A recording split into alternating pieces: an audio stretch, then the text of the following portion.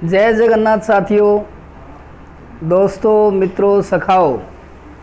आज मैं थामने अपनी देसी भाषा में, हरियाणवी भाषा में संधि का चैप्टर कराऊंगा, क्योंकि संधि जो है उसका फोबिया बढ़िया रहे, डर बढ़िया रहे कत्ती।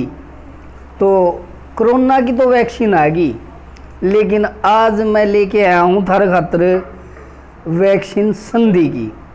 वीडियो देख दे जाइयो। देखो भाई, टेम तो लग गया है, कोई भी काम हो ना उसमें टेम लग गया है। तो वीडियो थोड़ा लंबा तो होगा, पर नू है तोड़ पाट जाएंगे कत्ती, स्वाद आ जाएगा सामने। संधि है ना, कदे 7 जन्म में भी कौन भूल पाओ। तो चलो अपना टॉपिक शुरू करा, फालतू बात नहीं करा भाई। संधि को इंग्लिश में कहे हैं भाई ज्वाइनिंग, इंग्लिश में भी संधियों हैं। तो दोस्तों, संधि का अर्थ है, संधि शब्द का अर्थ है मेल जोड़ योग। किसका मेल? वर्णों का मेल। इब थमनू कहोगे वर्णों के परिवर्तित, वर्णों के मेल में तो भाई शब्द कैसे? हाँ, यह बात थोड़ी सी ध्यान रखने की है। देखो, मैं थामने आसान तो आसान कत्ती जमानू सरल भाषा में समझाऊंगा। परिभाषा नोट कर लो भाई, फालतू हाँ लटर पटर मैं नहीं करूँगा। परिभाषा है, इसकी डेफिनेशन है, वर्णों के परिवर्तित मेल को संधि कहते हैं। वर्णों के परिवर्तित मेल को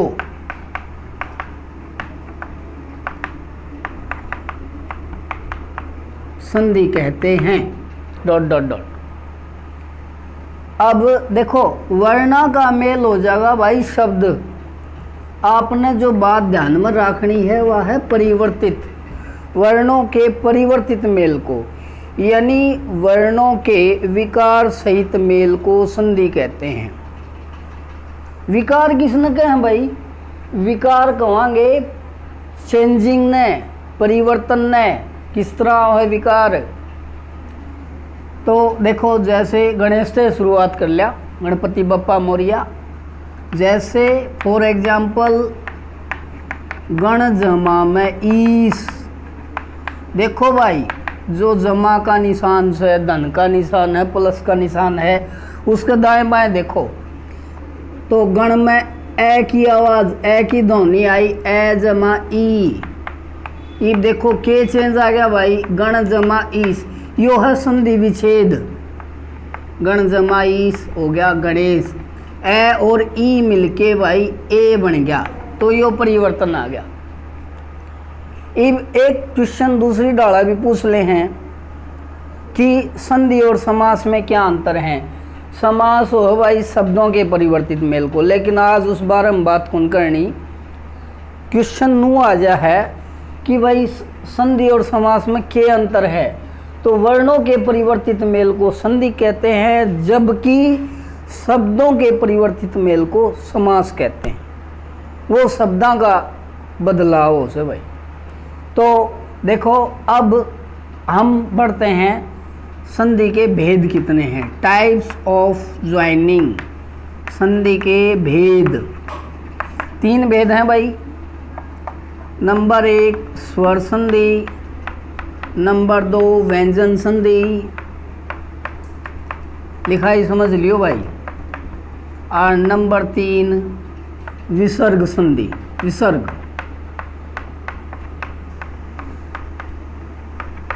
अब देखो, बात करते हैं, अब चलते हैं हम स्वर संधि की ओर। स्वर संधि की परिभाषा क्या रहेगी? थोड़ा सा हेरफेर कर दियो। स्वरों के परिवर्तित मेल को स्वर संधि कहते हैं।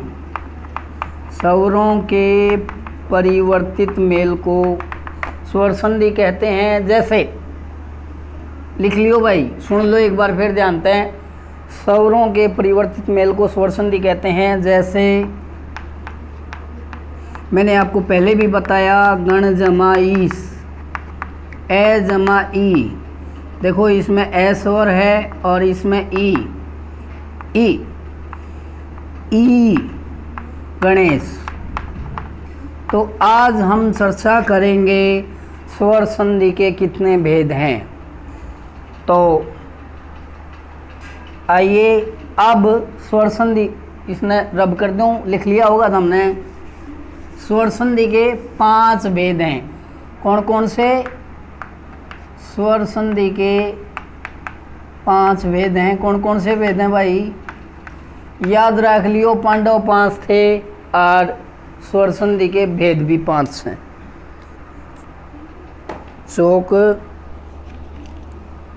स्वर संधि के 5 भेद हैं। नंबर 1 दीर्घ, दीर्घ संधि।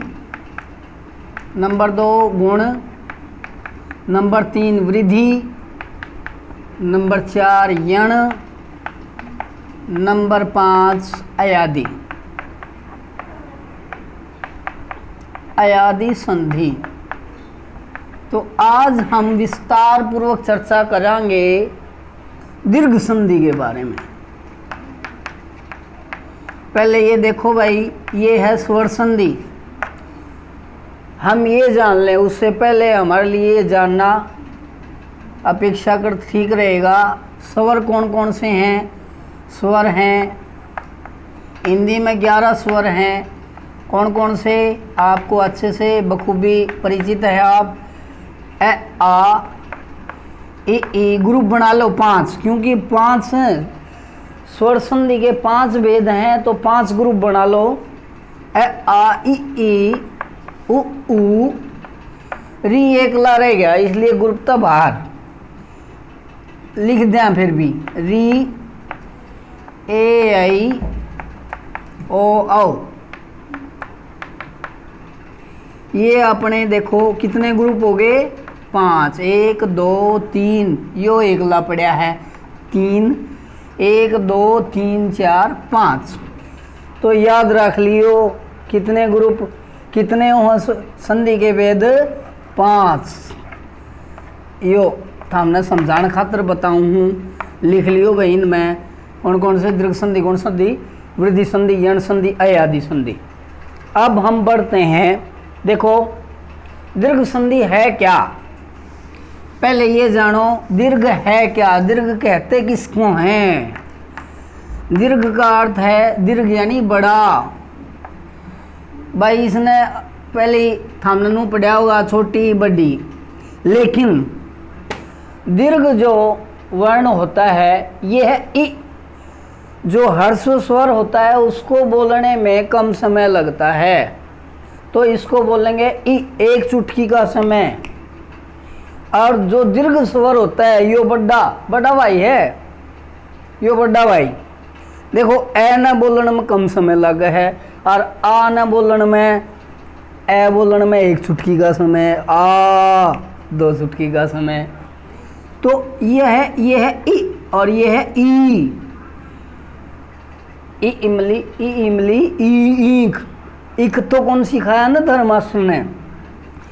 वो उल्लू, ऊन, उन तो कौन सिखाया ना? तो ये है दीर्घ। नाप लियो, नापन ना लाग जियो कदे कौन सा बड़ा है भाई। जिसका उच्चारण में जोर लग गए, टेम घना लग गए, वो से दीर्घ। आ ई ऊ। तो हम पहली जो संधि करेंगे उसका मामला, उसका मैटर से आड़े ताई। कौन कौन से दीर्घ हैं? आ ई ऊ। तो चलो अब दीर्घ संधि देखते हैं, उदाहरण लेते हैं। देखो भाई, ए जमा ए बनेगा आ, ए जमा आ जमा ए आ जमा आ। किसी भी सूरत में, किसी भी कंडीशन में, किसी भी हालत में, किसी भी परिस्थिति में क्या रहेगा? यानी चाहे हर्षो और दीर्घ मिलो, हर्षो मिलो तो भी दीर्घ बनेगा, हर्षो दीर्घ मिलेगा तो भी दीर्घ बनेगा। और दीर्घ और हर्ष मिला तो भी दीर्घ, और दीर्घ मिला बढ़ना से दीर्घ। तो देखो अब उदाहरण लेते हैं। जैसे दीर्घ संधि का जो उदाहरण है, सूर्य जमा अस्त। देखो इधर देखो, प्लस के बाएं और दाएं, पहले ए जमा ए के बन गया आ, यो परिवर्तन हो गया भाई स्वर में, ए और ए मिलके आ बन गए। अब अगला उदाहरण, इस तरह के काफ़ी उदाहरण हैं, जैसे स्वाधीन, पराधीन, तो सब करके देख लियो। स्व जमा अधीन, पर जमा अधीन, पराधीन। इस तरह के और एग्जाम्पल आपने लिखवा दूं। ए जमा ए वाले देख लो, समझ में आएगी होगी बात। और देखो जैसे उदयाचल, उदय जमा अचल, अस्त जमा अचल, ए और ए मिलके आ बन रहा है। अगर समझ में आ गई हो तो आगे चला। ए जमा आ भी आ बने से, जैसे कि तो इस तरह के काफ़ी उदाहरण हैं। एक बार उन्हें पीछे लौटते हैं। सरलार्थ, सरल जमा अर्थ, पद्यांश, पद्य जमा अंश, ए और ए मिले हैं, देख दे रही हो, नोट कर दे रही हो। काव्यांश, काव्य जमा अंश, गद्यांश, गद्य जमा में अंश।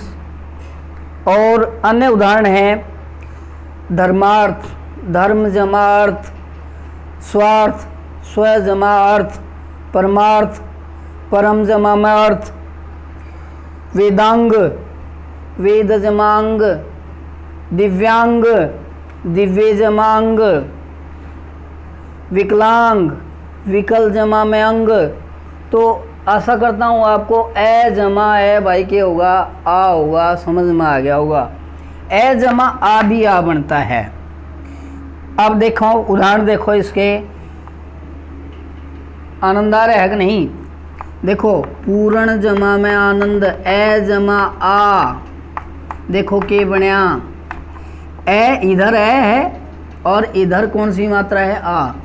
पूर्ण जमा आनंद, पूर्णानंद, परम जमा में आनंद, क्या बनेगा बोलो, परम जमा आनंद, परमानंद, ए जमा आ, परमानंद। और अन्य उदाहरण हैं हिमालय, हिम जमालय, देवालय, देवालय, देव जमालय, शिव जमा में आलय, शिवालय, वाचन जमा में आलय, वाचनालय। आशा करता हूँ समझ में आ गई, थोड़ा बहुत दिमाग से तो समझ में आओगी। अब चलें आगे की ओर। आ जमा ए, आ जमा ए आ बनेगा, विद्या जमा में अर्थी, विद्या धन अर्थी। देखो इधर आ है और इधर ए है, विद्या जमा अर्थी क्या हुआ, विद्यार्थी। और तथापि क्या होगा आप बताओ, तथा जमा में अपि, सुधांशु, सुधा जमा में अंशु, रचनावली, रचनावली, रचना जमा अवली। अवली कहते हैं दोस्तों पंक्ति को, ठीक है। और इसमें लेंगे ए जमा में ए में लेवांगे दीपावली, दीप जमा अवली, अवली पंक्ति, दीपों की पंक्ति। गीतावली, गीतावली, गीत जमा में अवली अर्थात गीतों की पंक्ति। अब आगे देखो, इसी के अंतर्गत हम बता रहे थे आपको आ धन ए आ, सुधांशु, इसका हम संधि विच्छेद करेंगे।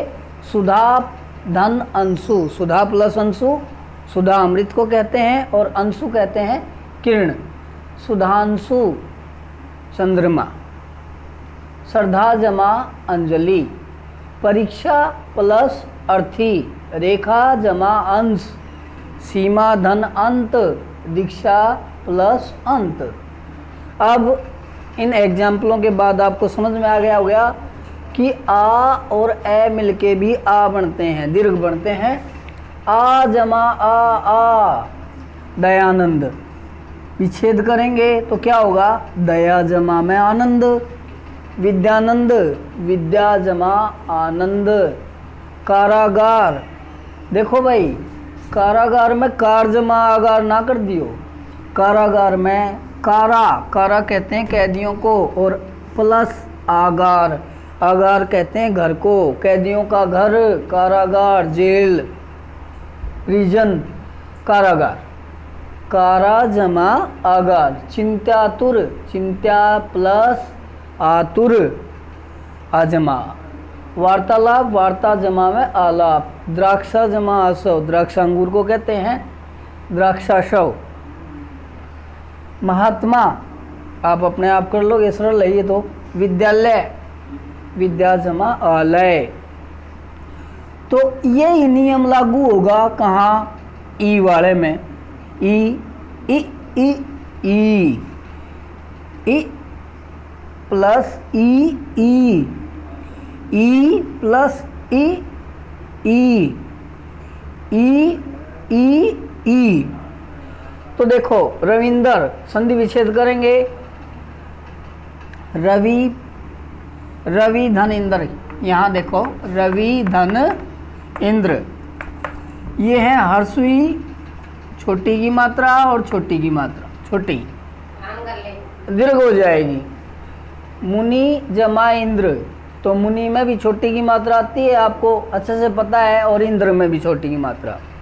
देखो दोस्तों, इंद्र में आपको ध्यान रखना होगा, इंद्र में छोटी की मात्रा, और ईस में करोगे आप बड़ी की मात्रा, दीर्घ। गिरी प्लस इंद्र, हिमालय को कहते हैं गिरिंद्र। कविंद्र, कवि में छोटी की मात्रा होगी, विच्छेद करोगे तो कवि जमा इंद्र। अतीव, तो क्या होगा, अतीव की संधि विच्छेद क्या होगी, अति प्लस इव, छोटी और छोटी मिलके क्या हो गए, तो दीर्घ हो गए।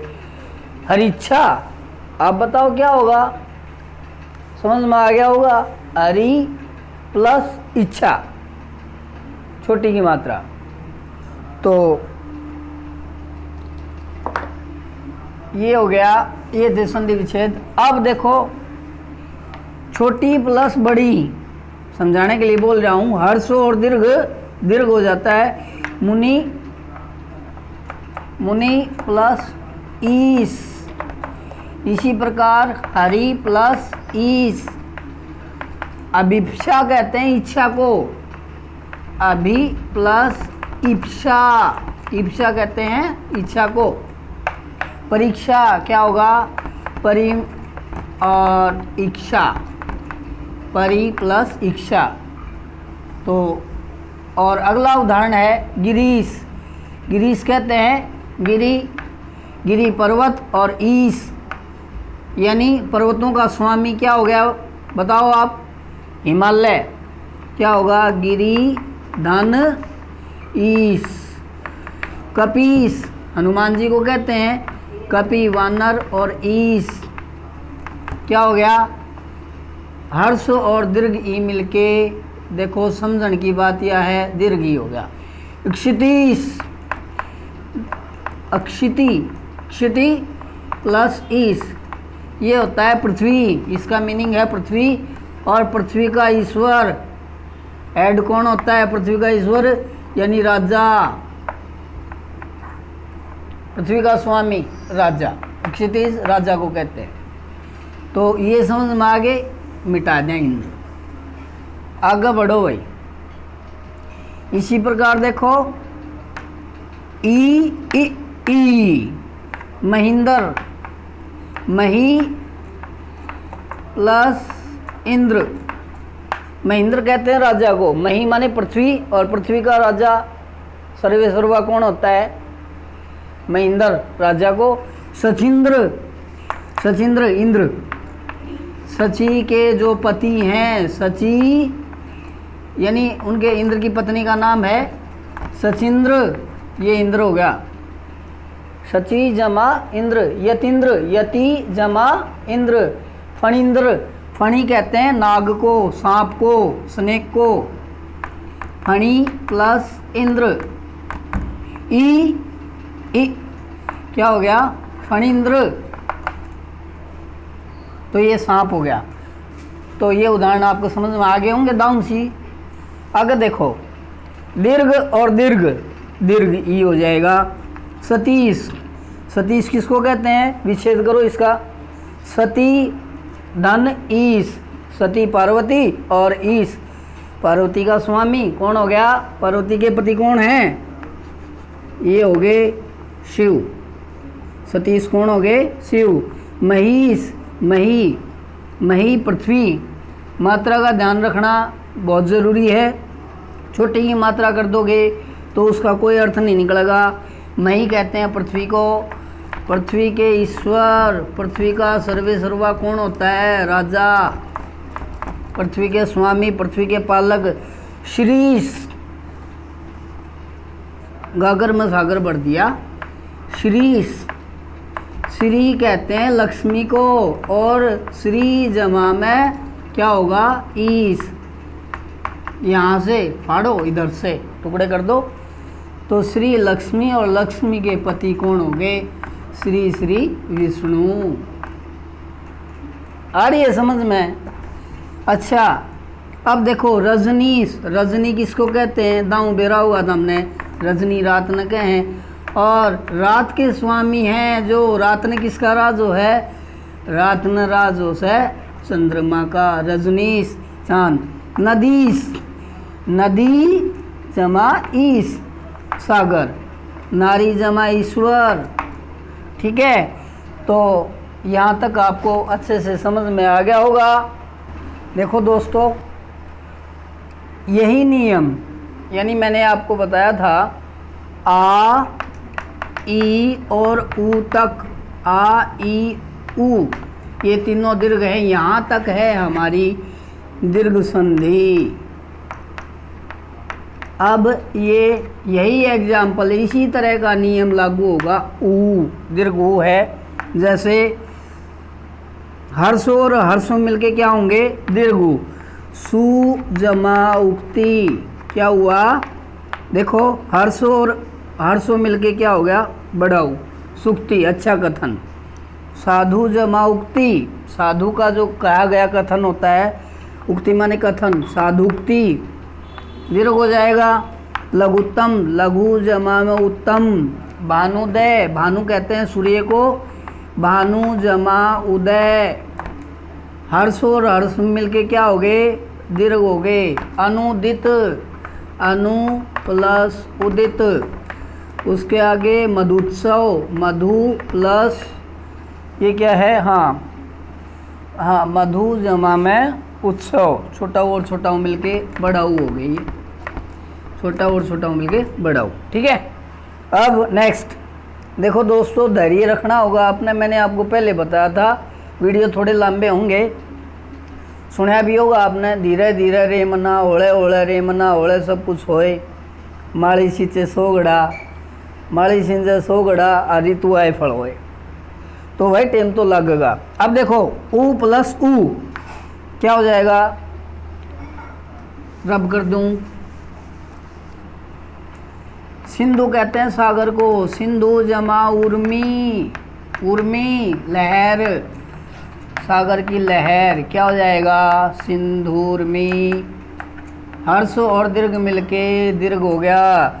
लघुर्मी, छोटी लहर को कहते हैं, लघु जमा में उर्मी, क्या हो गया? लघुर्मी। सिंधुर्जा, सिंधु जमा में ऊर्जा, क्या हो गया? सिंधुर्जा। ठीक है, तो ये थी आपकी कौन सी संधि? कौन सी संधि? दीर्घ संधि। अब हम चर्चा करेंगे गुण संधि के बारे में।